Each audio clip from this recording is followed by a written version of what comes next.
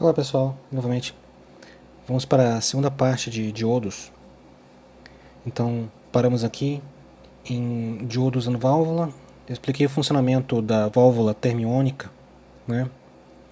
Usando a ideia de você evaporar o elétron através de calor, né?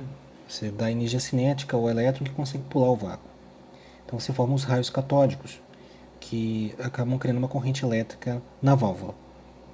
Tá? Isso só pode acontecer num sentido, já que só os elétrons têm o poder de ganhar essa energia cinética suficiente a ponto de pular o vácuo. Esse processo ele também pode ser usado para produzir energia, ou seja, você pode aplicar uma diferença de potencial, né, e assim observar o surgimento da corrente elétrica graças a uma fonte de calor. Tá? Mas a fonte de calor por si só é capaz de provocar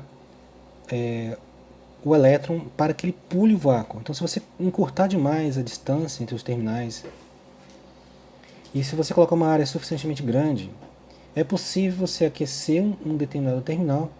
Os elétrons então vão migrar para o outro terminal, vão pular, e vão popular esse outro terminal a ponto de ele ficar com carga elétrica negativa, enquanto o terminal de origem ficou positivo. Então você cria uma diferença de potencial, que pode ser aproveitada para gerar energia elétrica. E isso tem sido realmente utilizado, é chamado conversor termiônico. Tá? Isso tem uma eficiência entre 5% e 20%. Você pode até argumentar que é uma eficiência baixa, né, de conversão de energia elétrica. Né?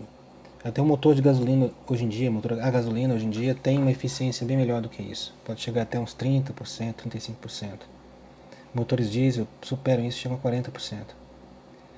Mas você tem que ver que esse dispositivo não tem partes móveis.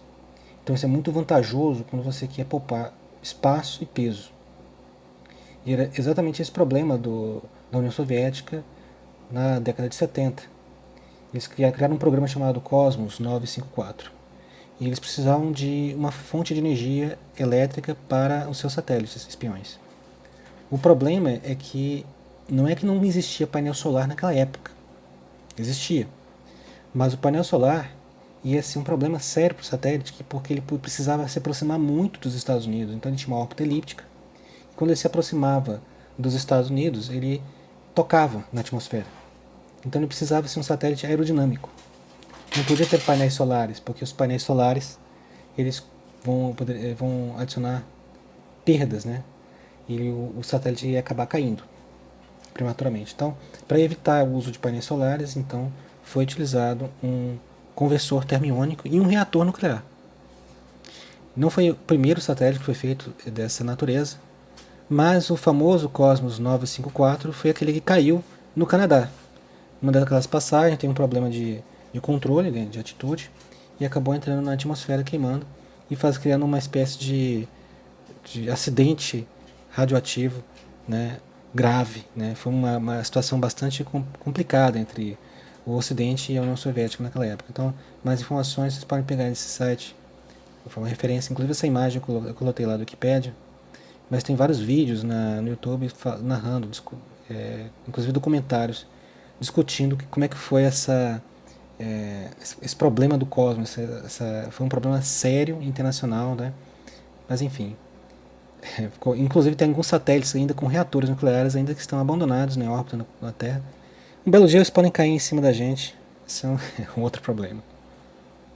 Assim, não confundam o conversor termiônico com os geradores que são utilizados em sondas americanas, por exemplo a Voyager, que foi contemporânea dos satélites da série Cosmos.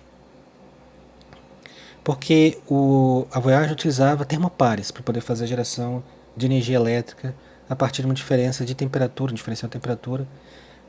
É um método que lembra um pouco a questão da emissão termiônica, porque também você dá energia cinética ao elétron para que ele possa escapar do material.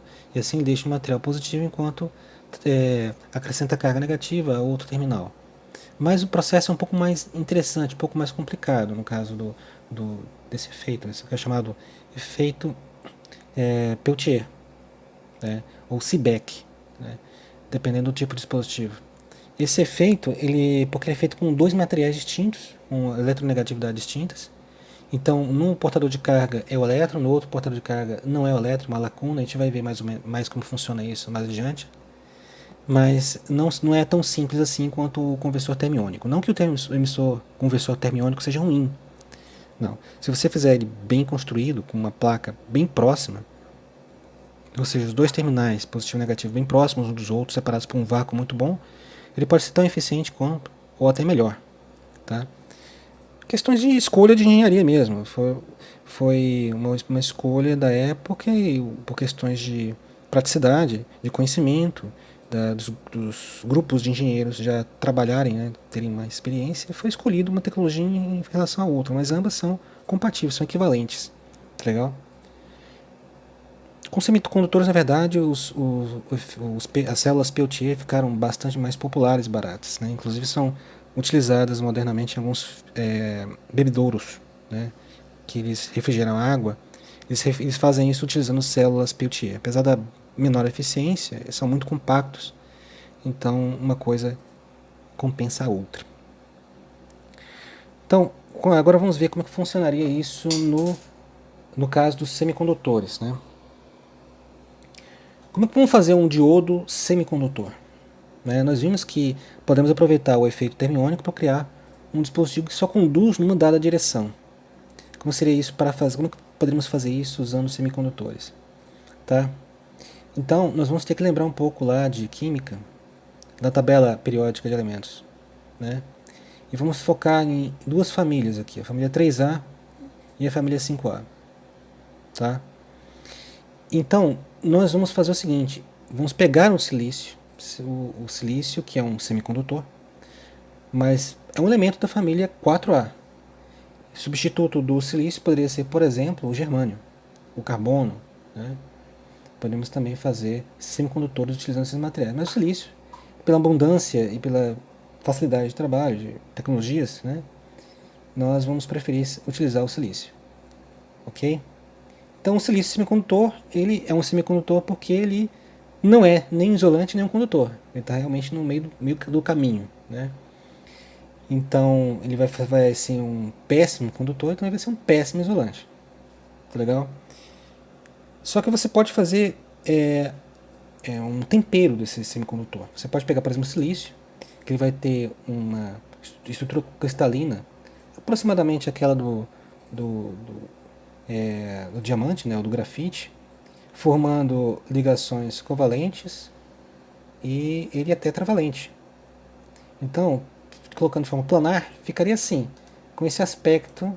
Né, eu posso, por simplicidade, fazer umas ligações aqui em cruz. Né? Então você tem uma rede aqui, uma rede quadradinha onde você tem uma estrutura cristalina.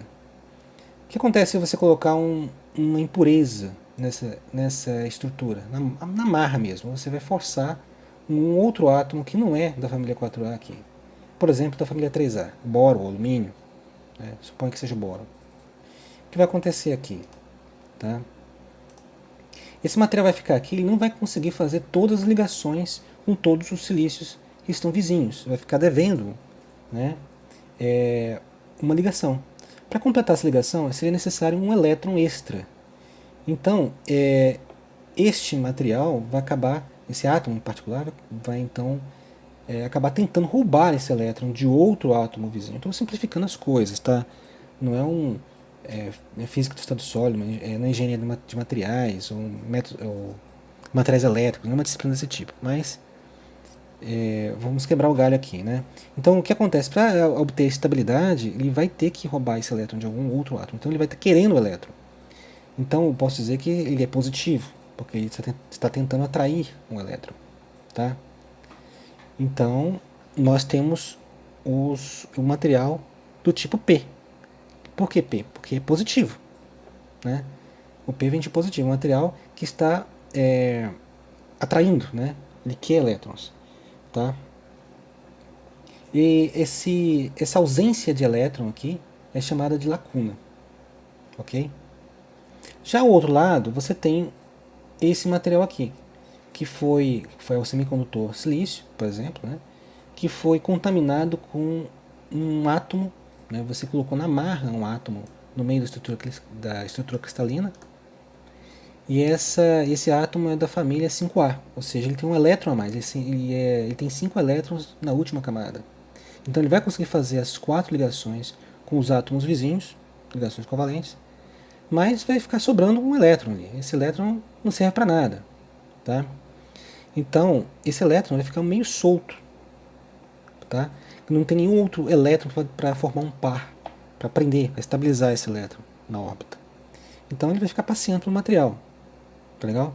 Então, essa carga elétrica negativa vai dar um nome ao material, que eu vou chamar de semicondutor do tipo N, de negativo. Então veja que já tenho 2 tipos de semicondutores. Eu tinha só um antes, né? Que é o semicondutor puro, que é o silício puro, o carbono puro, o germânio puro, por exemplo.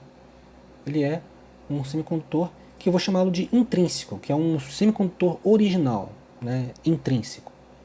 E eu tenho agora os semicondutores contaminados, sujos, né? Esse processo de você sujar o semicondutor é chamado de dopagem. Tá? Então são semicondutores dopados. No caso, o P vai ser dopado com elementos da família 3A e o N vai ser dopado com elementos da família 5A. Tá? Então esses dois materiais existem. O que acontece quando eu soldo junto um material no outro? Como aqui está ilustrado. Vou pegar um tijolinho de semicondutor do tipo P e juntar com um tijolinho de semicondutor do tipo N. Bom, pessoal, quando você faz isso, você cria um diodo semicondutor. Em outras palavras, o que é um diodo semicondutor? 2 pedaços de silício sujo colocados lado a lado. Como é que funciona esse negócio? Como é que esse dispositivo tão simples e consegue conduzir eletricidade apenas numa dada direção? O funcionamento ele é da seguinte forma. Para você entender, você tem que entender também o que são portadores de carga. Tá? Portadores de carga são aqueles digamos, elementos que vão fazer o trabalho de condução da corrente elétrica no material. Então, no material do tipo P, o meu portador é a lacuna, ou seja, a carga positiva. Por que eu chamo de lacuna? Porque cargas positivas não caminham pelo material. Os elétrons podem fazer isso. Né? A lacuna não faz isso. Na verdade, você tem uma ilusão. Um elétron ele sai de uma lacuna e vai ocupar uma outra lacuna. Né? Então, na verdade, ele sai de um átomo neutro, né? O elétron, e vai ocupar uma lacuna. Ao fazer isso, tá, o que aconteceu? Você transformou o átomo que era originalmente neutro em uma lacuna. E o lugar onde havia lacuna agora é um átomo neutro. Então a ideia, parece que a lacuna está caminhando pelo material, mas na verdade quem caminha de fato são os elétrons. Tá? Mas, em termos práticos, eu posso dizer que as lacunas é que caminham, que são os portadores de carga. Né? No caso do semicondutor do tipo P. No semicondutor do tipo N, tá, os portadores de carga são os elétrons, aí fica mais fácil entender. Tá? De fato, são eles que percorrem o material e permitem a condução da energia elétrica. Então, o que acontece quando eu junto os dois materiais e aplico uma tensão nesses terminais aqui, aplico uma diferença de potencial.